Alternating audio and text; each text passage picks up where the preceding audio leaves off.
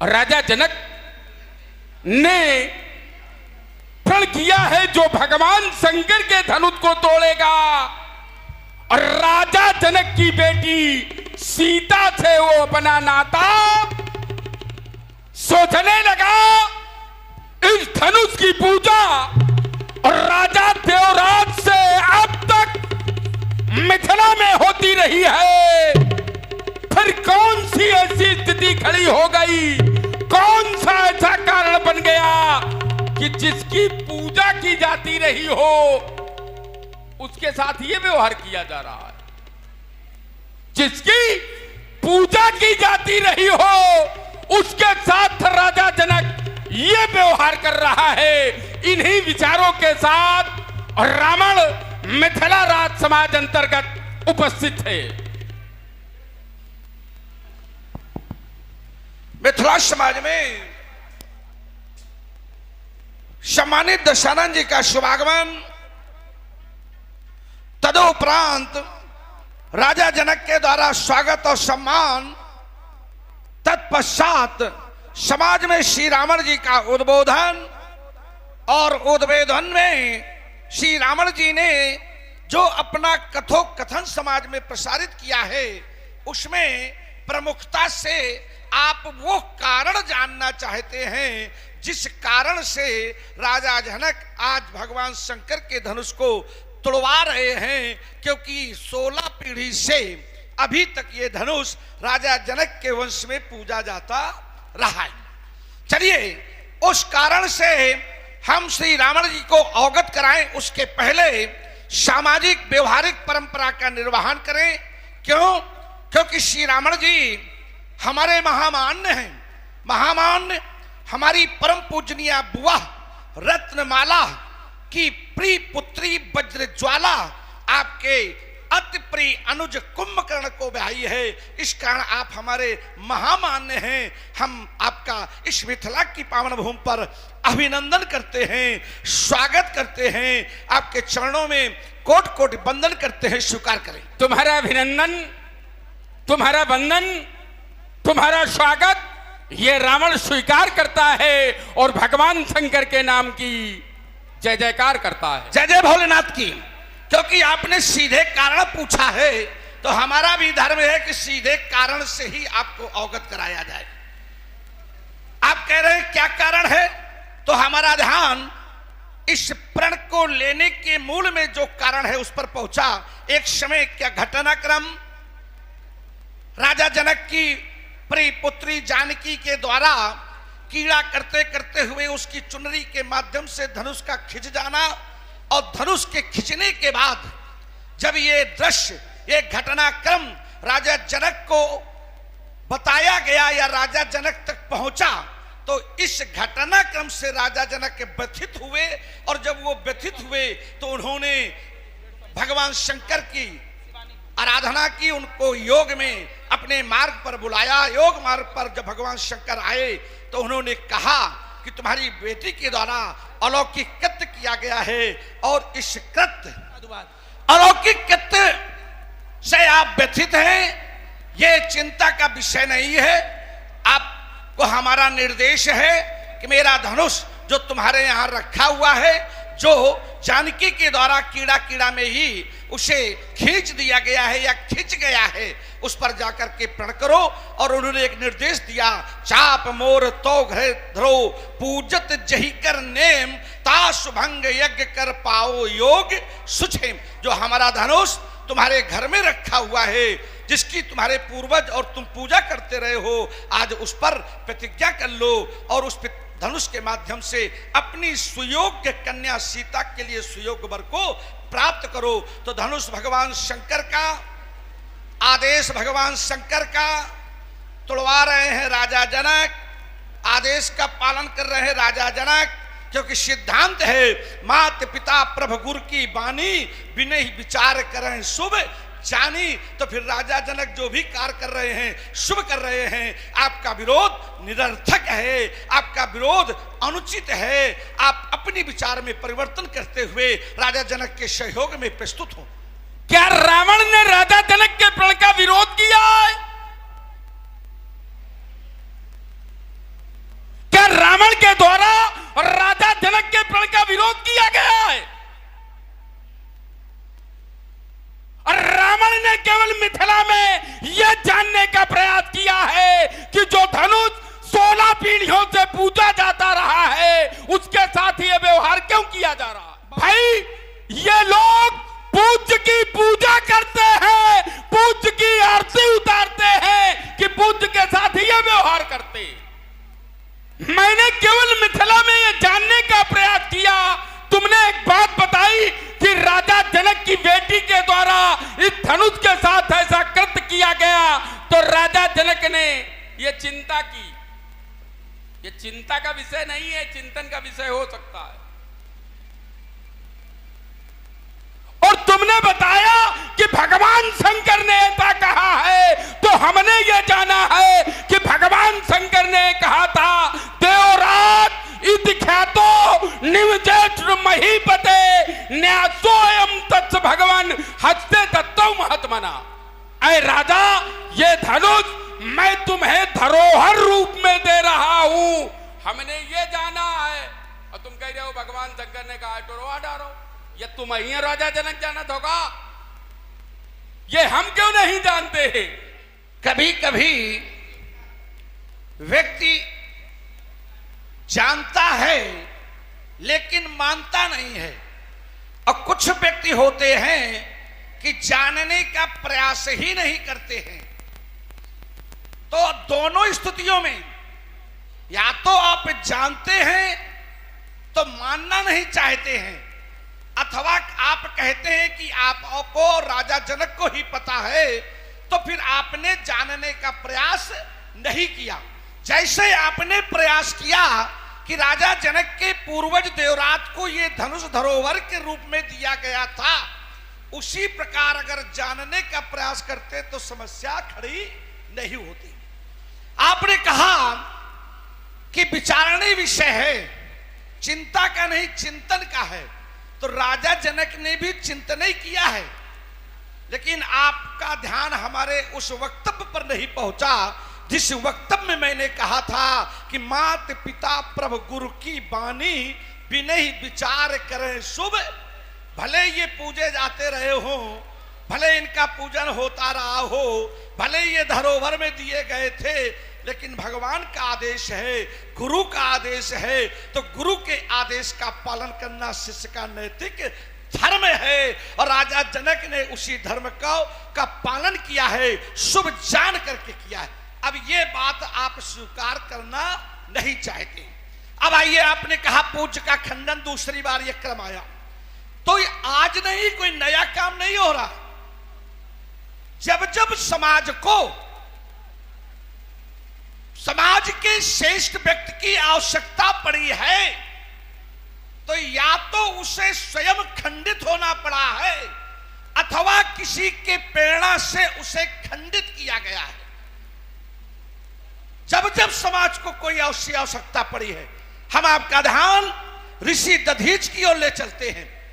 ऋषि दधीच को भी समाज के कल्याण के लिए, वृत्तासुर के आतंक से मुक्ति दिलाने के लिए ब्रह्मा जी के आदेश पर इंद्र के द्वारा मांगी गई अस्थियों को दान में किया जाना, इस बात का प्रमाण मिलता है कि भले जो पूज्य है, जो प्रतिष्ठित है, जो सर्वसम्मानित व्यक्ति है, उसे आगे बढ़ करके अपना त्याग भी करना पड़ता है। कभी कभी त्याग वो स्वतः करता है और कभी कभी किसी के निर्देश पर वो अपना त्याग करता है। वैसे ही जो पूजा जाता रहा, धनुष किसका?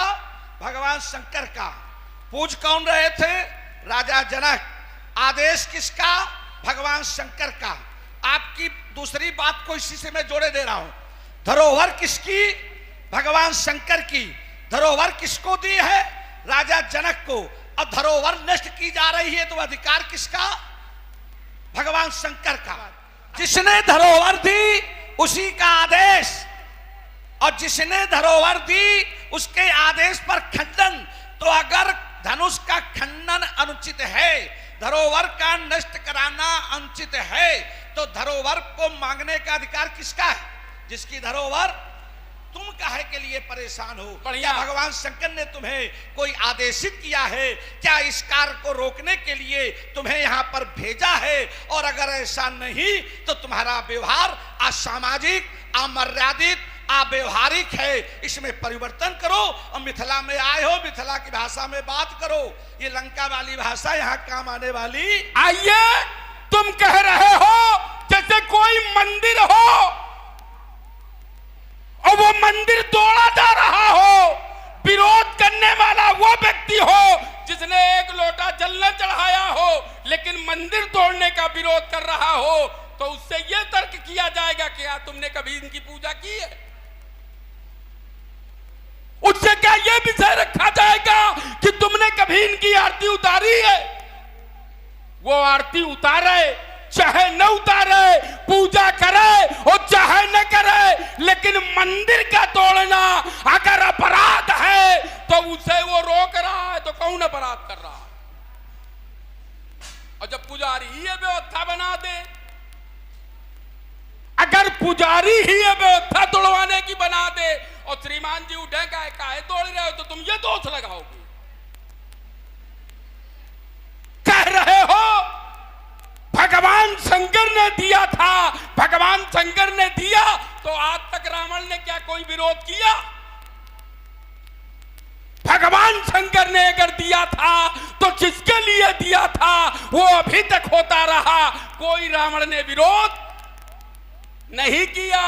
आवाज नहीं हो रही तो विरोध, क्योंकि जैसे ये भगवान शंकर से जुड़ते हैं वैसे ये रावण से जुड़ते हैं। कह रहे हो कि रावण जी ये लंका की भाषा यहां नहीं चलेगी, ये लंका के भाषा ही खुदे चला रहे हैं, तुम हमें समझा रहे हो। हमने इसीलिए ये तर्क लगाया था, ये बात उठाई थी कि पूज्य का अपमान अगर रावण करेगा तो प्रश्न चिन्ह नहीं लगेगा, लेकिन पूज्य का अपमान अगर राजा जनक करेंगे तो प्रश्न चिन्ह लगेगा। नहीं लगेगा। क्यों नहीं लगेगा? क्योंकि धनुष जिसका है उसका आदेश है, धरोहर जिसकी है उसका आदेश है, इस वजह से दोष नहीं लगेगा। और कोई पहली बार ऐसी घटना नहीं घट रही है। इमई दुई धनुषी श्रेष्ठे दिव्य लोकादि पूजते, विश्व में दो धनुष श्रेष्ठ हैं, एक सारंग और एक ये अजगो। सारंग भगवान विष्णु के पास था, जो दक्ष के यज्ञ में भगवान शंकर के द्वारा भेजे गए वीरभद्र के द्वारा सारंग के 3 खंडन हो गए। किसने खंडन किया? जिसे भगवान शंकर ने भेजा। और अगर उसका टूटना अनुचित था, अव्यवहारिक था, तो विश्व के इतिहास से कोई ऐसा उदाहरण देना जिसमें किसी ने विरोध किया हो कि जो सर्व पूज्य है, त्रैलोक्य पूज्य है, उसका खंडन वीरभद्र के द्वारा किया गया है, तो वीरभद्र को दंडित किया जाना चाहिए, वीरभद्र को अपराधी की कोर्ट में रखना चाहिए। तो ऐसा विश्व में कोई उदाहरण नहीं मिलेगा। और इसी वजह से कहा था कि जो सर्व पूज्य होता है, जो सर्वश्रेष्ठ होता है, उसे आगे बढ़ना ही होता है। आपने कहा किसी के द्वारा अगर मंदिर तोड़ा जा रहा है तो क्या विरोध नहीं होगा? मंदिर तोड़ा जाए विरोध नहीं होना चाहिए, लेकिन जब मंदिर की मूर्ति तोड़ी जाए तब विरोध होना चाहिए, क्योंकि जब तक मंदिर तोड़ा नहीं जाएगा तब तक भगवान के लिए दिव्य और भव्य नव मंदिर का निर्माण नहीं होगा। तो भगवान को एक दिव्य मंदिर में बैठाने के लिए जीर्ण मंदिर को तोड़ना होगा और नव्य दिव्य और भव्य मंदिर का निर्माण करना होगा, जिसमें अपने परमपिता को बैठाना होगा। तो मंदिर का तोड़ना गलत नहीं है, मंदिर की मूर्ति का तोड़ना गलत है। और रोक दिया। यही रोको। अभी आपने कहा था यही में दुई धनुषी श्रेष्ठ दिव्य लोकादि पूजते, अगर ये दिव्य है तो फिर जीर्ण कैसे? ऐसे उत्तर करना। अगर इनको दिव्य कहते हो तो फिर जीर्ण न कहो।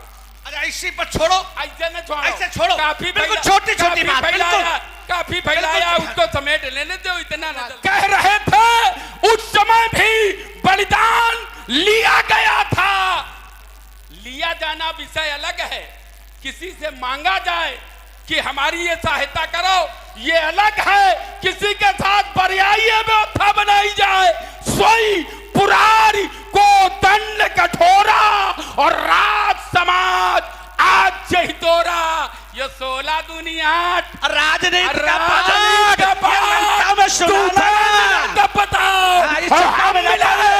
बहुत शुद्ध बुद्ध प्रबुद्ध ध्वंस करूंगा धनुष यज्ञ और सोन की नदी बहा दूंगा और दिखा विकट ठुमकारों से अंबर में आग लगा दूंगा।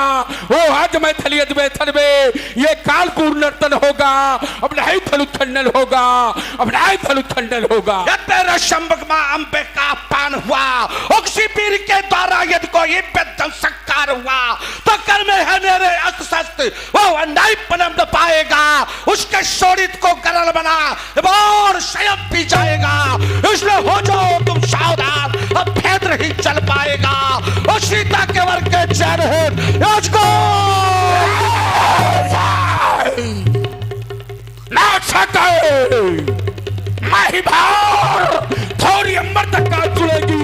वो गिरदाबाद पाक्षम की ओर निहारे और तांगन बाढ़ी तीन हम विचार तक जीतन को ये बाघन चाउन प्यान बाघ हो समारे नाई छाती पर वाह तेरा 10 लाख के अंकार गिरेंगे और सुननी होगी कंचन नगरी।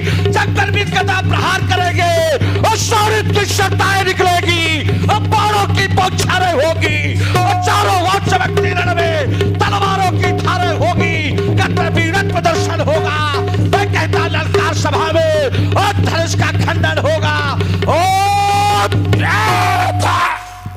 कोई प्रभाव पड़ा हमारे ऊपर? प्रभाव पानीदार में परी बनिया। अरे पाप कुछ नहीं पड़ा। ये सही न सके मैं भार थोड़ी अंबर तक का चुड़ेगी। ये श्रीमान जी मैं शक्ति का वीर न दूजा मेरी कोई शादी में और मेरा जीवन पथक लगाता आग सदा में पानी में। वो चलते लाल गार बिछे हो और चाहे मेरी राहों में और चाहे मेरी सेज बिछी हो शूलों या तलवारों में, हम वीरों की अमर जोत को ये करते प्रबल जुबानों में चलाओ लखाओ वहीं यहीं। रावण जी तो चाहते हैं कि धनुष न टूटे। आप सब लोग चाहते हैं कि धनुष टूटे? सब लोग चाहते हैं तो जनादा हाथ दोनों ऊपर करो। कोई इनके लिए मारने के लिए नहीं ऊपर करना है ना। दोनों हाथ ऊपर करो और तीव्र स्वरों में जय घोष करो। बोलो जगत गुरु भगवान शंकर की। मैं जिस लक्ष्य को लेकर मिथिला आया था वो लक्ष्य, वो अभियान अभी अधूरा है। कौन है वो नरनाहर जिसने ताड़का का हनन कर दिया, शुभाऊ को शैद में मौत के घाट उतार मारीच की सेना का संहार कर सागर पार फेंक। मैं भी तो देखूं, मैं भी तो जानूं कौन है वो सिंहनी का सपूत।